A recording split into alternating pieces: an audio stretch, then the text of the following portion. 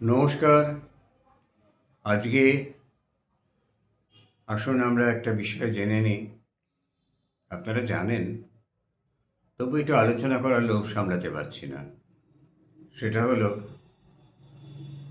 আমাদের হিন্দু শাস্ত্র অনুযায়ী প্রদীপ জ্বালিয়ে জন্মতিথির আশীর্বাদ করাটাই শ্রেয়। করা হয়ও তাই, হতো তাই। কিন্তু বর্তমানে বেশ কয়েক বছর ধরে দেখে আসছি বার্থডে পার্টি। এখানে বাচ্চাদের মোমবাতি, যত 9 বছর বয়স 9টা মোমবাতি, একটা বাড়তি থাকার কথা 10, যাই হোক সেটা পরে আসছি। এই মোমবাতি যে ফুঁ দিয়ে নিভিয়ে দিয়ে সেটার বার্থডে সেলিব্রেশন হয়। আমাদের হিন্দু ধর্ম মতে আলো নিভিয়ে দেওয়া কিন্তু অমঙ্গলের প্রতীক, আর জ্বালিয়ে রাখাটাই, প্রদীপ জ্বালিয়ে রাখাটাই মঙ্গলের প্রতীক। তাহলে কেন এটা হলো? আমরা একটু দেখি যে সাহেবরা কি বলছে।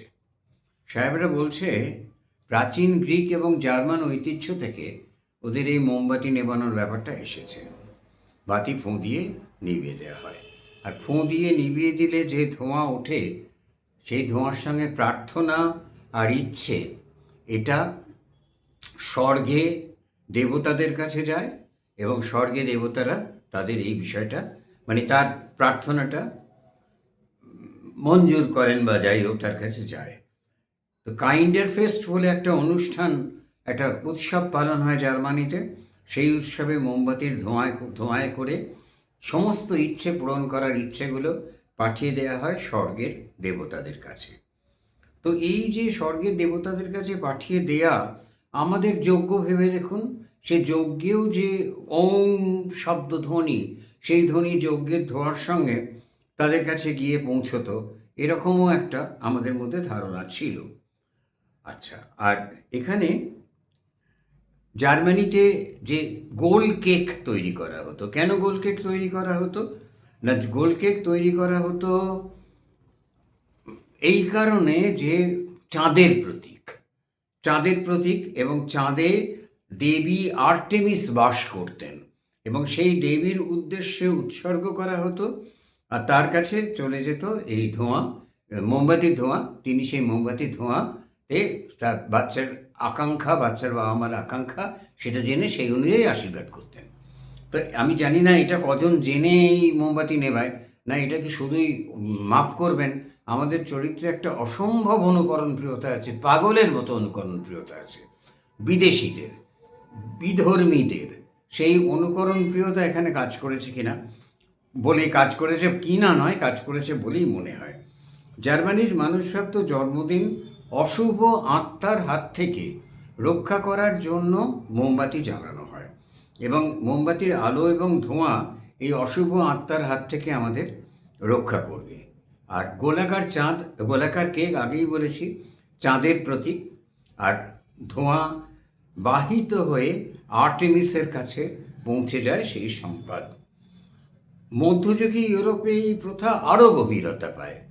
এই প্রথায় ইউরোপিয়ানরা ভীষণভাবে আর কি এই প্রথা মানতে শুরু করে, এবং জার্মান থেকে ইউরোপের অন্যান্য দেশগুলোতেও ছড়িয়ে পড়ে। প্রার্থনা, কৃতজ্ঞতা প্রকাশের মাধ্যম হিসেবে দেখা হতো। আধুনিক যুগে জার্মানদের হাত ধরে এই প্রথাটা চলে আসে আমেরিকাতে, এবং আমেরিকাতে এই প্রথা চলে আসার পর 1920-র দশক থেকে এটা একটি আন্তর্জাতিক প্রথায় প্রমাণিত হয়। যার জন্মদিন পালন করা হচ্ছে, তার বয়স থেকে একটা বেশি মোমবাতি জ্বালানো হয়। সে একটা বেশি মোমবাতি ভবিষ্যতের জন্য। এটা এখানে বাচ্চারা পালন করে কিনা জানি না, আমি সাধারণত বার্থডে পার্টিতে অংশগ্রহণ করিনি। আর আমার নিজের বাড়িতে আমার কন্যা সন্তানের আমি কখনো বার্থডে পার্টি করিনি। যেটা করেছি সেটা জন্মতিথি করেছি। আচ্ছা, এখানে কেক কেন কাটা হয়? ভাই কেক, আর তো খাদ্য ছিল। কেক কাটা হয় আগামী সৌভাগ্যের প্রতীক। জন্মদিনে কেক কাটা হয় আনন্দ, প্রাচুর্য এবং ভাগ করে বাঁচার প্রতীক। এটা একদম অপূর্ব লেগেছে আমার, এই যে ভাগ করে খেয়ে বাঁচতে হবে, এই প্রতীক হিসেবে করা হয়। যদিও রোমানরা অদ্ভুত হিংস্র জাত ছিল, তবুও ইতিহাস বলছে এটা রোমানদের দ্বারা প্রচারিত হয়েছিল। অবশ্যই ইতিহাস তো লেখানো যায়, জানি না, এটা রোমানদের দ্বারা প্রচলিত হয়েছিল। আর মোমবাতি যা একটি বাড়তি মোমবাতি জ্বালানো হয়, সেটা আগামীর সৌভাগ্যের প্রতীক। এই গেল বার্থডে পার্টির মোমবাতি। আর ভারতীয় হিন্দুরা জন্মদিনে প্রদীপ জ্বালায় শুভ সমৃদ্ধি লাভ ও অশুভ শক্তির বিনাশ। প্রদীপের আলো মনের অন্ধকার দূর করে, জ্ঞানের আলো জ্বালায়, ইতিবাচক শক্তি আকর্ষণ করে। এই ভারতীয় ফিলোসফিতে ইতিবাচক এবং নেতিবাচক এই দুটো শক্তি ভীষণভাবে ভাবা হয়েছে। জ্ঞান, সমৃদ্ধি, আধ্যাত্মিকতার প্রতীক। হিন্দু বাঙালিরা সেই জন্যের প্রদীপ জ্বালে। কেন জ্বালে? এখানে আমাদের 7টা কারণ রয়েছে।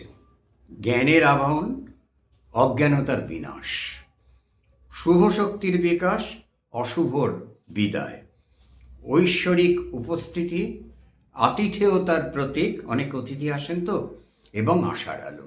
এই 7টি কারণের জন্য প্রদীপ জ্বালানো হয়। তুলনামূলকভাবে অর্বাচীন আমাদের এই জন্মতিথি পালনের ব্যাপারটা। এটা জ্ঞানদানন্দিনী দেবী 19 শতকে এটাকে জনপ্রিয় করেছিলেন। ঠাকুরবাড়ির জ্ঞানদানন্দিনী দেবী 19 শতকে এই জন্মতিথি পালন করা।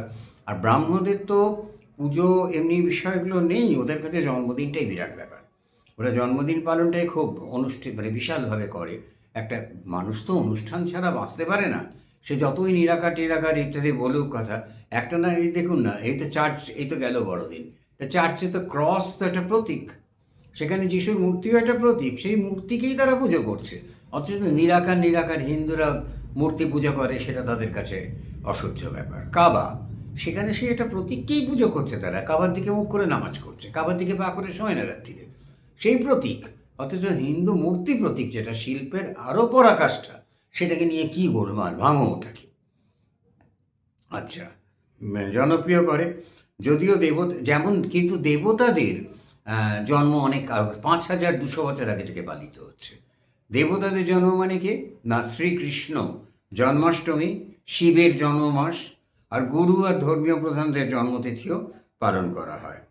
কেকের মতো জন্মদিনের বিশেষ খাদ্য আছে, যা প্রধান জন্মদিনের বা জন্মতিথির প্রধান খাদ্য হচ্ছে পরমান্ন আর 5 ভাজা, 5 রকম সবজি ভাজা, গোবিন্দভোগ চালের ভাত। জন্মদিনে ঘিয়ের প্রদীপ কেন জ্বালানো হয়, তেলের প্রদীপ নয় কেন? এটা বেশি শুভ। ঘিয়ের প্রদীপ শুভ সাত্ত্বিক শক্তি বৃদ্ধি করে, এটি জ্ঞান এবং শুদ্ধতার প্রতীক। জন্মদিনের শুভ কামনা করে তাই ঘিয়ের প্রদীপ জ্বালানো হয়। জন্মদিন আর জন্মতিথির মধ্যে একটা পার্থক্য আছে। জন্মদিন হলো অমুক অমুক তারিখে জন্মেছে, 9 সেপ্টেম্বর জন্ম, 23শে ভাদ্র জন্ম।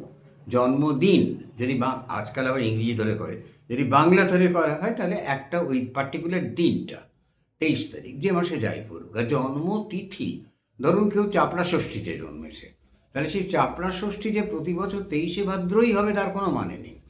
তিথি এদিক ওদিক হয়, তাহলে তিথি ধরে অনেকে আবার জন্মদিন পালন করে। জন্মতিথি আর জন্মদিনের মধ্যে একটা পার্থক্য আছে। এখন যেভাবেই হোক, আমরা বার্থডে পার্টি করে ফুঁ দিয়ে মোমবাতি নেবাই বা ঘিয়ের প্রদীপ জ্বালিয়ে রেখে শুভকামনা করি।